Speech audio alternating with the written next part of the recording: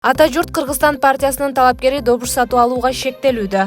Жогорку кеңешке шайлоого катышып жаткан Багыт партиясы Ата журт Кыргызстан партиясына даттанып, Боршайкомго кайрылды. Бул тууралуу мекемеден билдирди. Маалыматка караганда, Ата журт Кыргызстан партиясынын тизмесиндеги талапкер Гүлшаркан Култаева добуш сатып алууда. Арызда талапкердин Жалал Абад облусунун Аксы районунда кайрымдуулук иштерин жүргүзүп, спорттук жабдууларды берип жатканы айтылат. Парламентке шайлоо 28 ноябрда өтөт.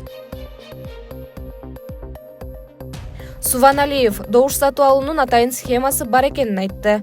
Коопсуздук кеңешинин катчысынын мурдагы орун басары Өмүрбек Суваналиев Кыргызстанда таза шайлоо өткөрүү үчүн биринчи кезекте добуш сатып алууну тыйыш керектигин айтты. Ал Азаттыктын эксперттер талдайт программасында жергиликтүү бийлик өкүлдөрү, үй комитеттеринин башчылары, партия лидерлери менен сүйлөшүп алып, шайлоодогу добуш сатууну бизнеске айландырып алганын билдирди. Былтыр бийликтин камчысын чапкан партиялар шайлоого $50 миллион чейин акча сарптаган. Эми ошол эле биримдик Мекеним Кыргызстан партияларынын мүчөлөрү башка партияларга кирип кетти. Булар тажрыйбалуу. Эми алар баары бир иштейт. Мына УКМКнын төрагасы шайлоого 2 күн калганда акча таратышат деп айтпадыбы? Алардын жолго коюлган схемасы бар. Улуттук коопсуздук боюнча мамлекеттик комитет 17 ноябрда Бишкекте бир мандаттуу шайлоо округу боюнча талапкердин өкүлү добуш сатып алуу фактысы боюнча кармалганын билдирди. Шектүү шайлоочуларга акча бөлүштүрүү учурунда кармалган. Анын автоунаасын тинтүүдө шайлоочулардын дареги көрсөтүлгөн тизмеси менен көп суммадагы каражат табылган. Ички иштер министрлиги жазык кодексинин шайлоочуларды сатып алуу беренеси менен 21 факты териштирилип жатканын кабарлады. Жогорку кеңешке шайлоо 28 ноябрда өтөт. Анда аралаш система менен парламенттеги 90 орунга 54 депутат, партиялар аркылуу 36 депутат бир мандаттуу округдан шайланып келет. Булак Азаттык KG. Бишкек-Ош жолунда фуралардын жүрүшү убактылуу чектелди. Бишкек-Ош жолундагы оор жүк ташуучу автоунаалардын каттамына убактылуу тыюу салынды. Бул туурасында транспорт жана жолдор министрлигинен кабарлашты. Анда 14-15 тарта Сосновка постунда фуралардын каттоосуна Төө Ашу аймагында аба ырайы жакшыргыча чектөө киргизилгени айтылган. Эске салсак, бүгүн Кыргызгидромет Кыргызстандын бир топ аймактарында тоолуу жерлерде кар түшүп, күндүн көзү бузулаарын билдирген. Учурда Бишкек-Ош жолундагы Төө Ашууда Суу-Самыр өрөөнүндө кар тынбай жаап, 13:00 бери ары-бери каттагандарга жеңилдик болуш үчүн кар улам тазаланып, тайгакка каршы атайын каражаттар себилип жатканы кабарланды. Төө Ашуунун түштүк тарабында Борошо уруп, Ала Бел, Көк Белде кар тынымсыз жаап жатканын билдиришти. Аталган аймактарда Өтмөк ашуусунда, Талас, Тараз, Суу-Самыр трассасында да жолчулардын иштеп жатканы айтылды. Төө Ашуу жана Өтмөктө кардын калыңдыгы 10-15 сантиметрге чамалап барган. Министрлик алыс жолго чыккан айдоочуларды автоунааларды тайгалануудан коргой турган чынжырларды жана башка керектүү шаймандарды өзү менен кошо алууну, эгерде жол тыгыны жаралса каршы тилкеге чыгып кетпөөнү эскертти. Андан сырткары ашууларда көчкүдөн, ташкулоодон сактануу максатында автокөлүктөрдүн аралыгын 500 метр сактоо керектигин баса белгилешти. Булак Назар Ньюс KG. Бишкектин Октябрь районунун прокурорунун орун басары пара талап кылган деген шек менен кармалды. Кечээ 17 ноябрда пара талап кылуу фактысы боюнча Бишкек шаарынын Октябрь районунун прокурорунун орун басары кармалды. Бул тууралуу УКМКдан билдиришти.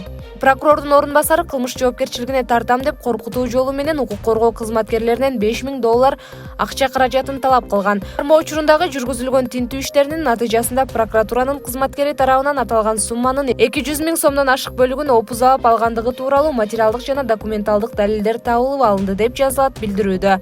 Ал эми шектүү жазык процесстик кодексинин 98 беренесине ылайык УКМКнын тергөө камак жайынын убактылуу кармоочу жайына киргизилди. Азыркы учурда кармалган жарандын ушул сыяктуу башка мыйзамсыз фактыларга катыштыгы бар экендигин аныктоо боюнча тиешелүү тергөө ыкчам иш-чаралары жүргүзүлүүдө. Булак Супер KG.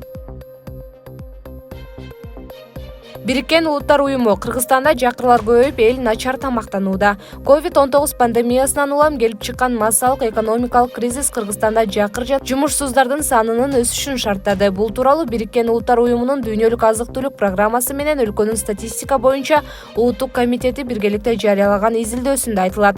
Анда белгиленгендей, COVID-19 пандемиясы Кыргызстандагы эң жакыр адамдардын, өзгөчө шаар тургундарынын азык-түлүк коопсуздугуна жана туура тамактануусуна олуттуу коркунучтарды маалыматтарды жаратты. Талдоо пандемияга чейин жана андан кийинки өлкө боюнча чогултулган маалыматтарга негизделет. Салыштыруулар көрсөткөндөй, кирешенин төмөндөшү тамак ашка болгон талапты азайтты. Муну менен кошо үй-бүлөлөрдө азык-түлүктү тандоодо да өзгөрүүгө алып келди. Башкача айтканда, жашылча жемиш, эт сыяктуу витаминге бай азыктарды эмес, нан жана кумшекер сыяктуу калориялуу азыктарга басым жасап калышкан деп айтылат отчетто. Булак Арыбакежи. Гүлзат Мамбутбектин апасы: мен кызымды ачкачылыкты токтотууга көндүрүшүм керек. Блогер Гүлзат Мамбутбектин апасы Кенжегүл Сыдыкова Вести KG сайтына анын ачкачылык жарыялаганы тууралуу пикирин билдирди. Апасынын айтымында, ал ачкачылык жарыялаганын массалык маалымат каражаттары жана социалдык тармактар аркылуу билген. Сыдыкова моюнуна алгандай шок абалда. Баарыбыз шок абалдабыз, деди блогердин апасы. Мен аны менен абдан олуттуу сүйлөшөм. Биз аны ачкачылыкты токтотууга көндүрүүбүз керек. Эскерте кетсек, анын алдында блогер Гүлзат Мамбутбек СИЗО 1-де ачкачылык жарыялаганы белгилүү болгон. 2021-жылдын 25 октябрында Гүлзат Мамбутбек Кыргызстанга учуп келип, алдамчылыкка шектелип, дароо кармалган. Буга чейин Бишкектин 1-май райондук ички иштер башкармалыгына 7 адам кайрылып, алардан Гүлзат Мамбутбек деген кайманат менен таанымал Гүлзат Алымкулова $110,000 алып кеткени айтылган. Тергөөнүн версиясы боюнча Алымкулова жарандар салган сумманы көбөйтүүнү убада кылган.